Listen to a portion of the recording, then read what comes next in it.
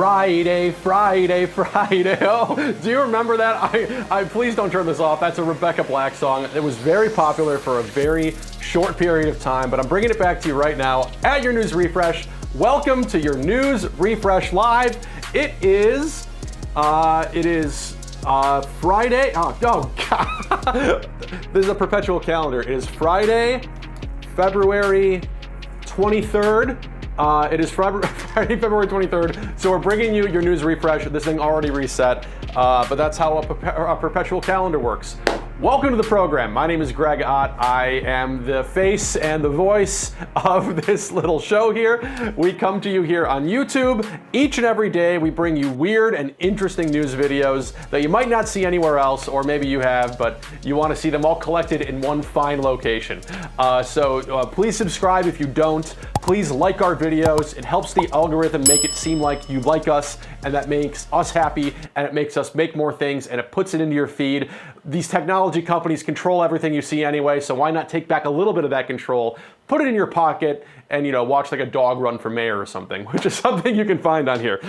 We come to you live every once in a while, and today we're finally incorporating something new. We are going to have a live stream of the comments that I can see. We've got all this technology in front of me, so if you want to weigh in on any of the stories, if you have anything to say, right now, I'll happily check it, though I'm not holding my phone at the moment. I'm holding this little cup of coffee, not just to give me energy, because I need it, as you can tell, but because I want to show you this, that I'm drinking just out of the cup, because there's a very important reason for this. As you know, consult your calendar. Today is the 4th February, the fourth Friday in February, which means it is National Skip the Straw Day, according to our National Day calendar. That means for environmental reasons, you are encouraged not to use a straw today. So on the East Coast here at 6 o'clock, if you've already used to use a straw today, you're screwed, you've ruined it. I don't know what to tell you, you're ruining the environment, but if you didn't use a straw today, good on you. Don't do one for another several hours. And I'm mentioning this because as I was talking to you about our YouTube channel here, we actually did a video about the National Drinking Straw Day, which is in early January, and there's a lot of comparisons and stuff to the drinking straw thing and the National Day. So that's the kind of content you can look forward to seeing here on your News Refresh Live and on our YouTube channel. And so that's a little introduction to who we are and what we do. And so what I want to do right now is play back some videos we've released over the past few weeks, give you a little bit more context. Maybe you've seen these, maybe you haven't, but it's a fun way to interact and go over what's happening in our little world. So with that in mind, I want to take you right now to a video from the streets of Lima, Peru.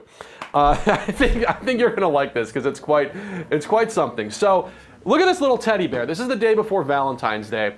Got himself a little sign. He's on one knee. He's got a box of chocolates and a little heart balloon. Very sweet. Draw your attention to this woman. She is descending the stairs. She thinks the teddy bear is for her, and she's right. And so is this guy. This guy is running in, and so is the cameraman, because it turns out that teddy bear is an undercover cop. The cop is arresting this woman the day before Valentine's Day because she is an alleged drug dealer. This was under her mattress. I wouldn't put drugs under one of those like slatted bed mattress slates. It's gonna fall right through, but look at this. That's a bunch of cocaine paste inside. Cocaine paste, who would have thought? But they arrested her the day before Valentine's Day. This is outside on the street. This is that cop we saw a moment ago. He's going through another one of these bags, and he's gonna hand the cop over here, the teddy, a nice little Valentine's Day gift for himself, because this is just what happens on the streets of Peru. And there it is. The cop is wearing this costume the entire time. That's what's up. He took the head off, but he's still dressed as this teddy bear while carrying out this little arrest here. So this guy's putting stuff back. He shows the camera. Look at this. Oh, look at my drugs. And there she is, our suspect being carted away by the teddy bear wearing the hat, or the hat that is his head. She is thrown in the back of this little pickup truck here. She's not given a seat.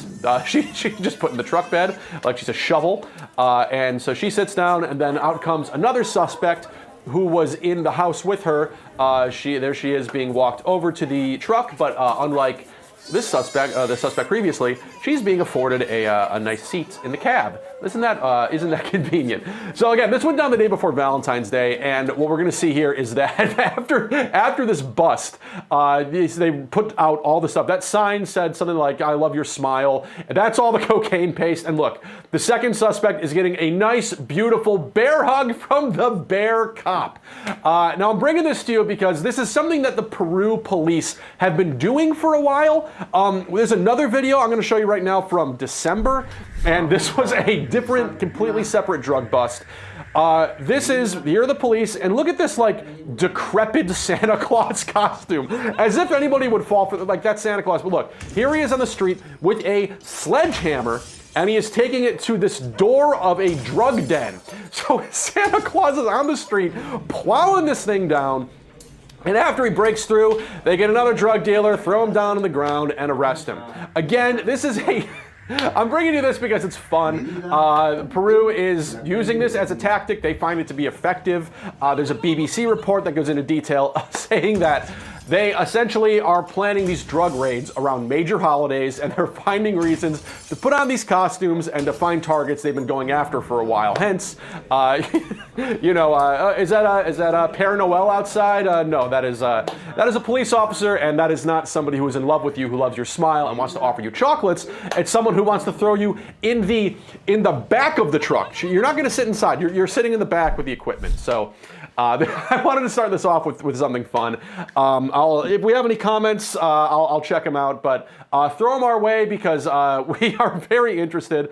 Oh, the K4 says that's why I haven't been to Peru for a while. That's the reason, because you're planning on smuggling drugs, K4, and that's what that would get your visa revoked or something like that. Great. So throw them in the chat. We're going to keep watching them, and I'm going to throw you another story that is actually blowing up TikTok right now.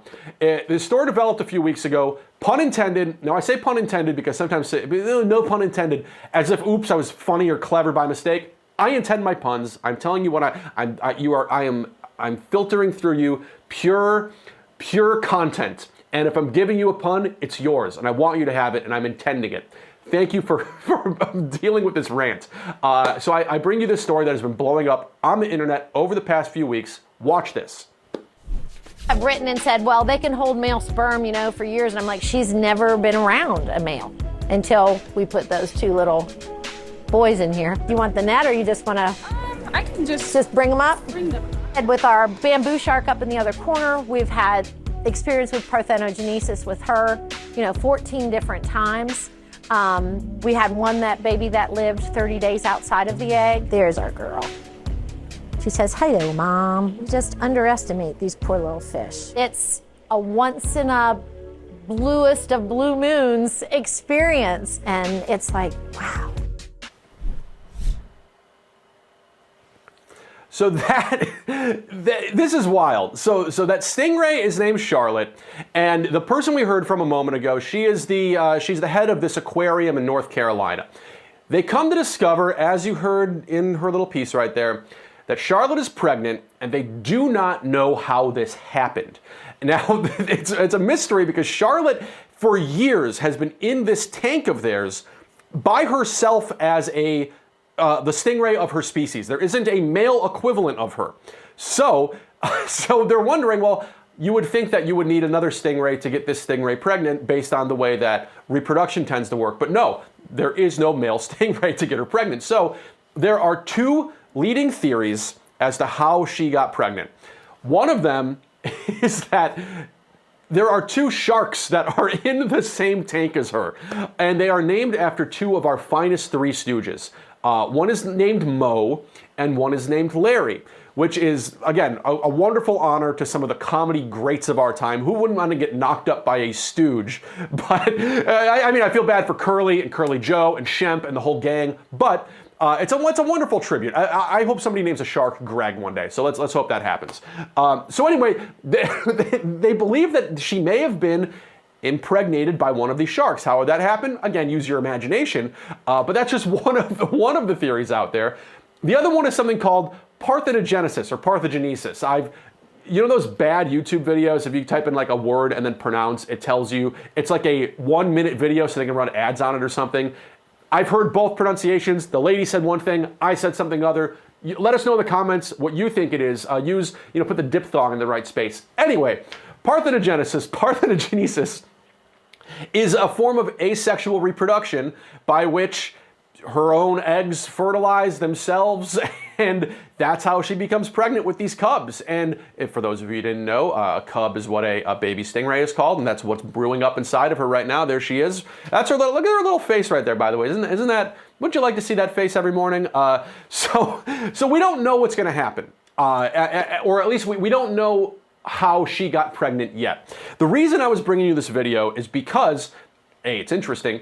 B, TikTok is blowing up with it. All sorts of people are, like, there are these daily breaking updates from so many TikTokers who are just going over like all of these, so many daily updates over every single possible thing that is related to this guy, or girl, rather, the guy in question.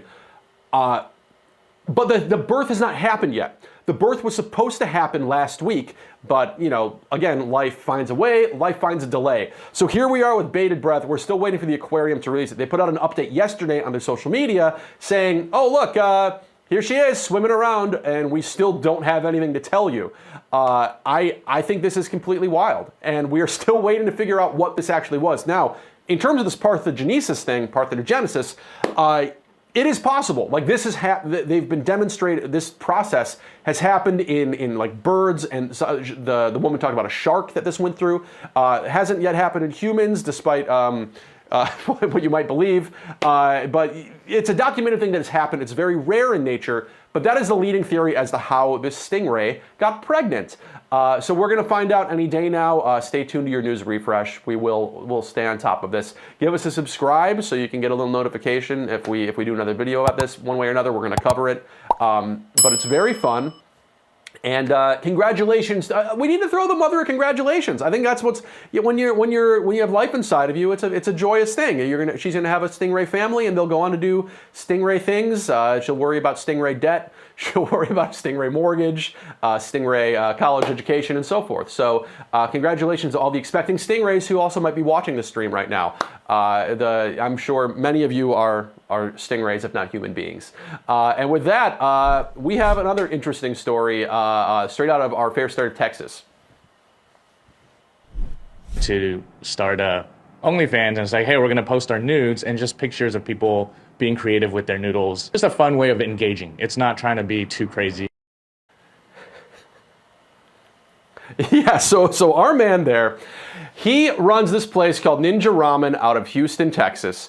And they have not been doing so hot since the pandemic. He's got this whole Instagram thing about this, and they decided to turn to some sort of a way to get some attention on the business and attract people. So what did he do? Well, he decided to go the hot nude route and start an OnlyFans. So I actually went to their OnlyFans page and signed up. Here's a little process. It was at, for those of you who want to go onto OnlyFans, it's onlyfans.com/ninjaramen. And here it is. So if you haven't signed up for OnlyFans before, it's an adult themed website.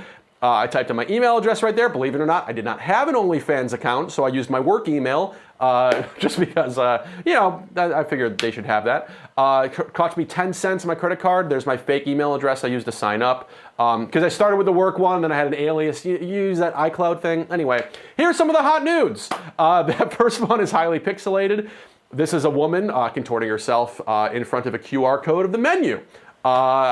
That's one of the interpretations. This has a Photoshop picture of a man's face on an egg and a leprechaun in a beverage. That long drink, that's a very good beverage. Here we go. This is a hot nude. Look at this guy slurping down this ramen, tongue, lips, you got the noodles, and there she is, another woman dangling those things from above. Gorgeous. They messaged me after I logged in. Thank you for supporting us. They want me to post a hot nude. I don't have any noodles right now. Not on me at least. So I can't do that at the moment, but I would be happy to, because actually what I just showed you, that story is from a few weeks ago.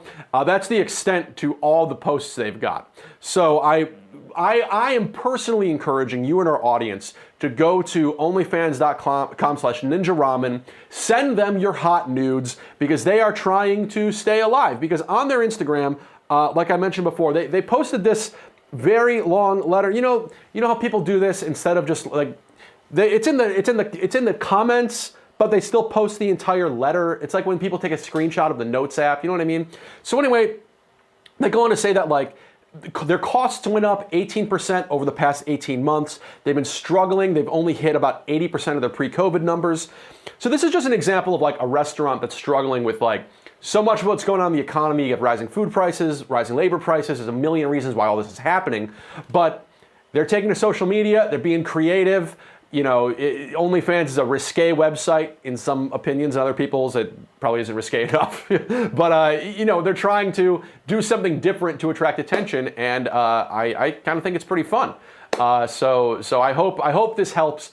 I hope these hot nudes have made it into your eyes, have made it into your mouths. I hope you're able to consume these hot nudes. I also hope you eat ramen. Now, ramen isn't just, you know, like the little 10-cent packages you get at like the grocery. Like you can get a really nice like $20 bowl of ramen, at least here in New York City, with all sorts of stuff in there. Very complicated, very spicy, very delicious. We here at Your News Refresh are proponents of ramen. So a good like tonkatsu ramen is very, very tasty. So I encourage you to eat some. I also encourage you to continue watching and to watch this next video about something big that is happening in less than 2 months across our fair nation and across our fair skies. Watch this. Astronomical phenomenon of an eclipse is a known wonder of the human experience. It's rare to get this kind of accessibility to nature's astronomical phenomenon. It is, I promise you, not something you'll forget if you actually go and see it. It's very interesting that nowhere else in our solar system that we know of has the right, size moon to just block the exact surface of the sun. And that's just a very unique, Earth is special. But there is something about when it totally blocks out that you can actually see stars, and you could, it's a very different experience that just like even 1% is a big difference here. There's 20 years to the next eclipse that's going to go across a large swath of the US, but that won't hit the same places. So in some ways, a certain location takes between 400 and 1,000 years to get the next total solar eclipse. So that's why it's kind of so important that if you're in a specific location to watch the eclipse now, or try to get there to watch the eclipse, because you won't be seeing that totality again there probably in our lifetime.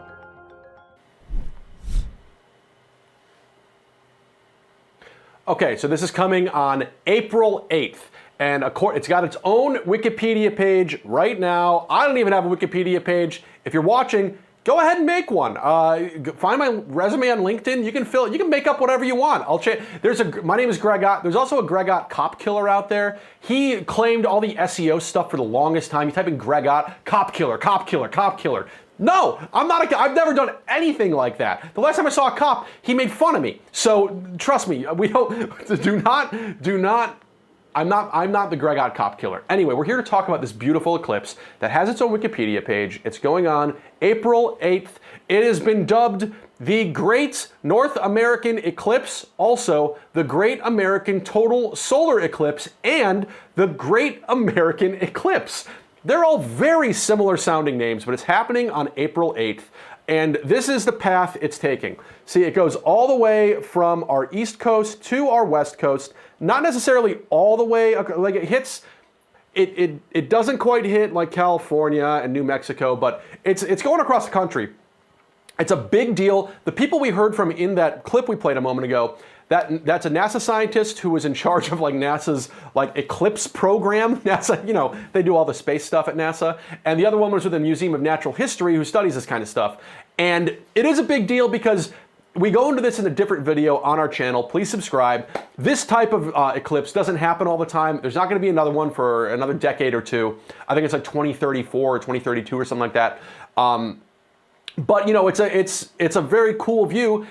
Delta actually just sold out this flight. They had a very special flight that was leaving from like lower Texas, going all the way to Detroit in the middle of the afternoon. So you would fly in the path of this eclipse. The seats were like $1,200 and they all just sold out. And what's funny about that to me is like, of course you want a window seat. Like every time you go on the airplane, I assume you want the window seat. I'm a tall guy. The aisle sometimes better, but usually I want the window seat, you know what I mean? But like this is the first time it's like, you gotta have a window seat. If you don't, you're just flying from Texas to Detroit for fun? I do that because my family's in Texas, but you know what I'm saying? Like that's not a common route, I would think. So anyway, people want to see this eclipse very bad. It's gonna be very cool. But in order for you to go see this eclipse, I'm sure as you learned in the 3rd grade, or the 5th grade, or the 9th grade, or the 10th grade, or the 11th grade, you can't stare directly at the eclipse. If you stare directly at a big sun, especially the one that we have nearby, it's bad for the health of your eyes. I use my eyes almost every day. I can't think of a time I haven't used my eyes, but maybe I'm just not remembering well. But if you look at it, it's bad for your health, and so they encourage you to get a pair of these babies. Do you see these? These are the sun catchers. They catch the sun. The focus doesn't, there, look at that, sun catcher. And I want to put these on, and not just because they make you look like you're in a theater watching Avatar, very cool film. And it's also incredible. I have to put it, just so you know, these things are pitch black. The thumbnail on YouTube is of me putting this in front of a lamp because you can't see anything when these are on. It really is meant to block out everything except a big light source. So anyway, why did I get these in February? I had to go across town to pick these things up. I'll tell you why. Watch this video. And while it is super important to life on Earth, it's also got a lot of harmful radiation that you don't see, but it is there because it's at a wavelength that you actually can't detect. But your eye is going to be sensitive to it. And so at no point is it safe to look directly at the sun. It is not safe to look at the sun, even with sunglasses.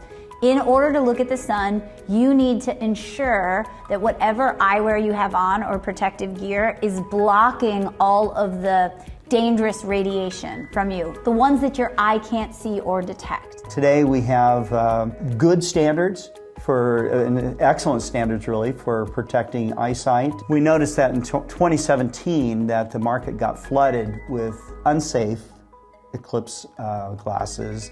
And one look through an unsafe eclipse glass for an extended period of time, you know, you'd have to look at the sun for several seconds, but in several seconds your eyes can be damaged, either partially or permanently. If you have eclipse glasses, you're looking for this ISO certification on them. Buy them early, okay? You don't want to wait. If you think that 4 weeks is enough lead time for you to get eclipse glasses, you're wrong, okay?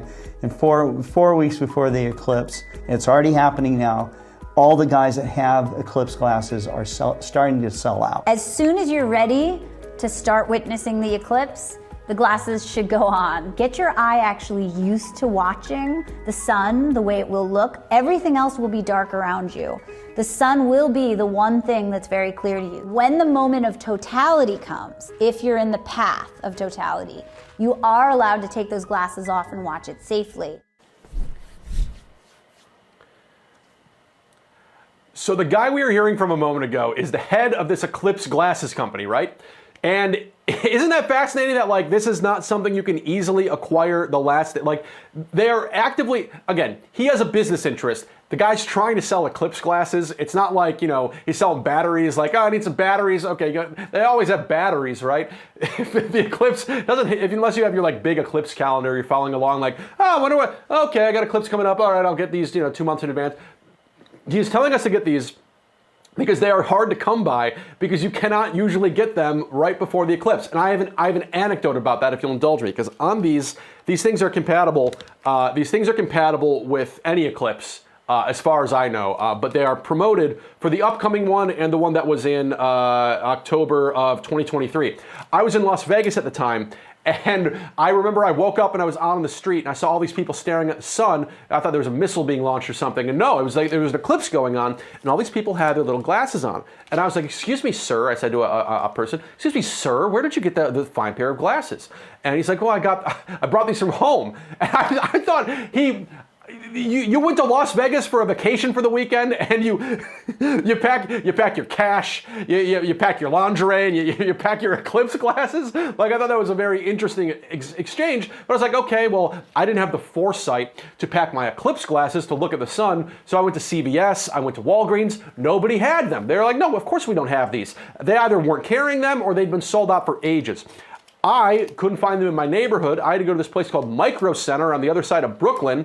The glasses themselves cost like $4, but the Uber there was $15. So these things were very expensive, and I'm trying not to damage the film because that means if I put a scratch on there, like our man was alluding to, like, if I damage them, I will end up inadvertently burning a hole in my retinas, which my doctor said I shouldn't do because it's bad for my health. So anyway, big eclipse coming up. Get your glasses now. And cities all over the country. Again, I'll show you this globe here. There are cities all over the place. There's a city in Texas. There's a city in Vermont that's kind of like right in the path of the totality.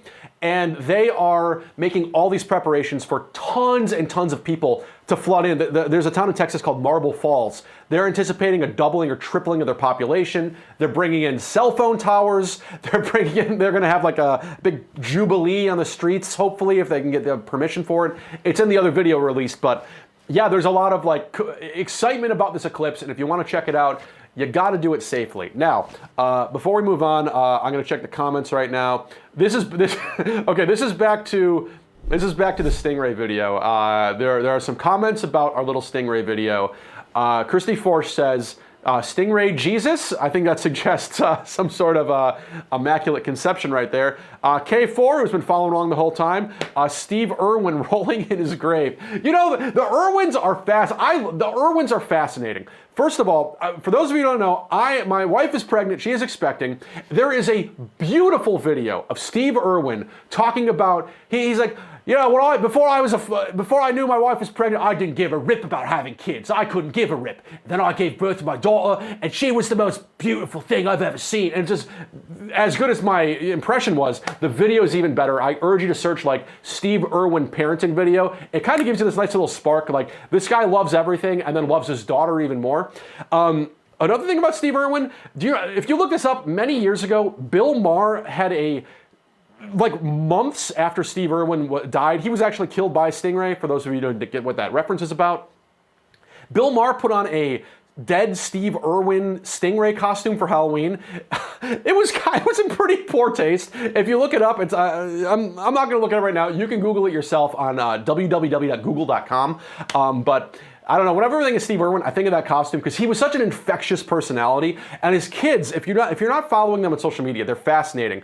Brindy, I believe, is the daughter, and I forget the son's name, but they're both carrying on his legacy in a really interesting way. They're not just they have his enthusiasm, but not his like crikey enthusiasm. They are slightly dialed down, a little more Gen Z, but they're still working at the zoo or conservation place that he was working at. They're fascinating, and so I'm big into the Irwins. I'm big into stingrays. I find all this very interesting. And then Bristol says, and I think this is in relation to the hot nudes place. This was in my backyard. Who knew? Like, that to me, that is the perfect. That to me is what's so fun about somebody doing a stunt like this, like an OnlyFans thing. It gets you excitement about going out in your community. Here in New York, people trash TikTok influencers who will like descend on they've decided this restaurant is popular. So, and then you hear all these people, it's just full of TikTokers, or all these TikTokers are going to this restaurant. Oh, big deal. They made some place popular for a weekend. Like, there was this really crazy, it closed during the pandemic. It's a long French word, but like all they do is like all you can eat steak frites. and it's good, and it's like 25 bucks or something, 30 bucks. So it's very affordable, and the line was like out the door. It was like 4 hours long when it first opened. All these TikTokers were there making videos out of it, and I'm like, you know what, man? If I was a 23-year-old dude hanging out in New York, unlike me, slightly older than 23-year-old dude living in New York, I would absolutely go to one of these places. So I think it's cool. I think you should support your local business, and even if it seems like a gimmick, what's the worst that could happen? You have a bad meal? Okay, that's the comments. Okay, coming up now, we have another story that I think is actually really quite interesting. This kind of blew up on our channel a little bit. I say little, it's not a huge channel. We're a very small team. I got a team of great people working with me right now, bringing this live show to you. The YouTube videos are just made by me and a couple of editors, and we source a lot of this stuff from the Associated Press and CNN and things like that. So we're doing our best. This is one of these videos that kind of blew up, got a lot of comments, and I think is absolutely fascinating. So let me play this for you to kind of explain the gist of what this story is about. It's in California, about this city that a bunch of billionaires are essentially just trying to make out of scratch, or make from scratch. Watch this. It's a compact footprint that is designed to bring all the things that the residents of the county have told us they need, like middle-class homes and good-paying jobs and clean energy and economic opportunity, whilst protecting everything that makes Solano County so special. For the broader region, we have a chance to make a real contribution to housing. For people in Solano County, we have the chance to bring good-paying jobs much closer to home. That means people can have a shorter commute. It means the tax base will be strengthened. I think that when they do bring that new community in here, there's going to be so much traffic, so much population growth. They're going to have to build freeways. They're going to have to build a new bridge. It's pie in the sky. No crime. The stuff they're trying to sell to people is just garbage. And I don't think it's going to fly in this county. Nobody wants it. I'm excited. I think the footprint makes a lot of sense. I really appreciate the way they took some of the comments that we had, some of the concerns that we had expressed to them. They incorporated those concerns in their plan. So I really see a lot of synergies, and I see things, how things could really happen to make our community much better. It's just not gonna work. I mean, it sounds great. I love the fact that, they want to provide affordable housing to those kids who want to be closer to their moms and dads, so they don't have to move out of state or they don't have to move to Southern California. That sounds all great and wonderful, but it's just they picked the wrong area.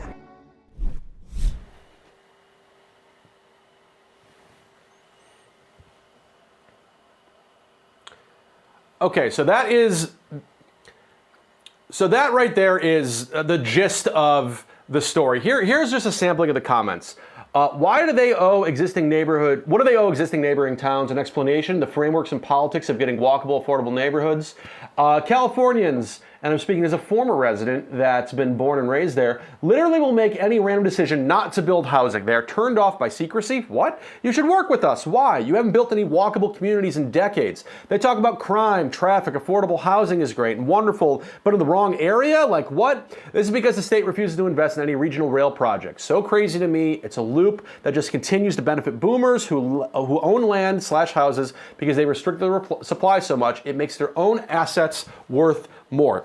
Comments like these were all over this video release because it touches on so many things that are going on with the affordability of housing and people getting housing in the country. Like this person says, what I think these planners are really forgetting is public transport and maintenance, as that one guy said, the one I was just talking about. All the new population will necessitate more roads unless they heavily coordinate it with the state. You can't start a race without an engine in your car. So again, I played the video for you. I read some of these comments. What exactly is this? So a bunch of billionaires. You have Reid Hoffman, the guy who founded LinkedIn. You have Marc Andreessen. I think it's Marc Andreessen. You have Reid Hoffman, Laurene Powell Jobs. Laurene Powell Jobs is Steve Jobs' widow. You had a bunch of billionaires who are funding this company called California Forever. You could check out their entire proposal on CaliforniaForever.com.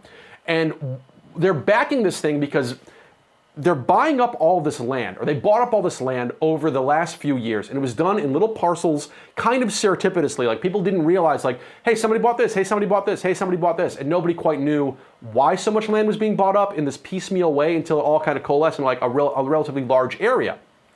And so they finally came out with the news last fall of like, oh, hi, we're the people who've been buying this land, and what we want to do is build essentially a city out of scratch.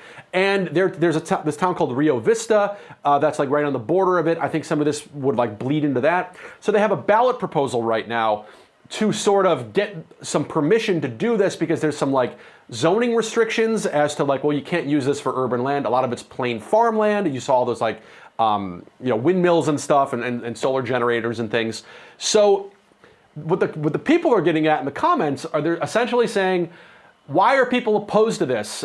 We have had so much problem making affordable housing. If you look at like the Bay Area of California, everybody knows it's incredibly expensive out there. I live in New York City.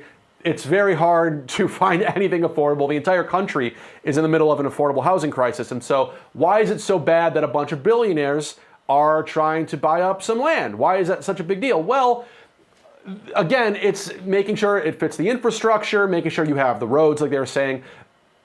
But there are accommodations to be made of, okay, well, we're trying to plan this, that's why we're coming to you in the community to say, well, we're working on this. And there's just been really interesting back and forth of like, hey, you're telling secrets. Whoa, whoa, whoa, I know, but we were doing it for a reason. They say it was actually not to drive the price up of land speculation.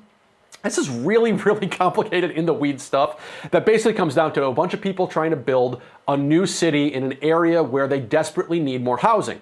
And I can see why something like this would touch a nerve, especially for people who are from the area, who are not necessarily like against change. Like, it's not a NIMBY thing. It's just like there are a bunch of weird, like failed billionaire projects of trying to build cities from scratch. In the video we released, and then in another one we first released, we first launched this channel in like September or October, we go into, MBS, Mohammed bin Salman out in Saudi Arabia. They're trying to build this thing called The Line in this place called Neom, which is this long, horizontal mirror city that's like tens or hundreds of kilometers long, that they're just like, yeah, I'm going to build this. Peter Thiel wanted to build these like floating seasteading places. It's like these ideas of like, I got a lot of money, so let's just start from scratch instead of like repurposing existing infrastructure. It's just a fascinating debate between how do we work with existing infrastructure and like, change zoning laws or demolish stuff or build stuff or whatever, or do you start from scratch? Like, I think it's a really interesting debate, and that's what this story really gets at. And so there is no solution yet. You know what I mean? Like, they're still working on this ballot proposal. It still has to be voted on. So we don't have a ton of stories we're going to come back to and forth to. Like, some of these are just, guy falls out of window. Okay, maybe that's like a Russian story or something. But this is one we're very interested in staying on top of, because I think it's a great microcosm of so many issues we have in the country of wealth and housing and income inequality and NIMBYism and all these things. So we're going to stay on all that, and we hope that you stay with us here in News Refresh to keep watching this stuff. So now, with that story, I wanted to make sure with that and the eclipse stuff that for a fun channel like this, that you get you get your nice little appetizer. We have some dessert in a moment. I wanted to make sure you got your meat and potatoes. You know what I mean? A nice serving of meat and potatoes to keep you full. But now for your amuse-bouche, I have a wonderful Andes Mint of a story coming to you out of Florida recently. Please take a look at this video and listen to these police. 911, do you need police, fire, or medical? I guess police. There's a kangaroo in my apartment complex. Complaints advising there's a loose kangaroo in the complex. Bravo 26, I actually see a kangaroo. It's kind of a large kangaroo. We got it close into the pool gated area. Yes, that is a fair kangaroo wandering around, doing its thing, hopping around next to the pool. If I had an apartment with a pool, that's where I'd be. There he is in color video. Police happened to have a helicopter out, and they caught this thing on the helicopter camera. It is just a loose kangaroo that all these 911 callers were like, hey, I spotted a kangaroo. Like if it was a dog, you know, if a loose dog in someone's backyard, I certainly wouldn't call the cops. But yeah, someone spots a loose kangaroo. That's a bit unusual. So the chopper was there, and the police were there, and they caught the little bugger. And this is interesting because I guess in Florida, it turns out it is not illegal to own a kangaroo. You are free to own a kangaroo in Florida if you have the proper paperwork. And in this case, when they found the kangaroo, they tracked down the owner, and they were like, excuse me, do you own this kangaroo? They're like, well, of course I own this kangaroo. Okay, where's your paperwork? They got the paperwork, and the kangaroo was handed off, and that was that. And that is essentially the entirety of the story, because there are no additional reports as to how the kangaroo got loose. Maybe I'll call Florida and get them to give me some feedback. But yeah, so the kangaroo was lost and found. Kangaroo lost, kangaroo found, and news refresh coming to a close. That is the last story we have for you.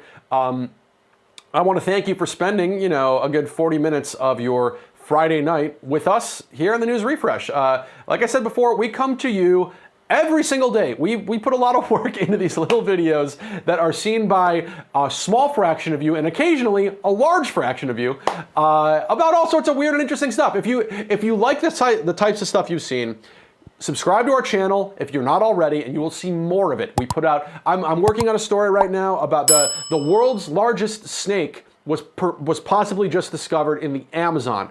If you think you've seen a big snake before, this is a big snake. So I think you're going to want to see this. They also just found this, what they believe is like the origin of a dragon.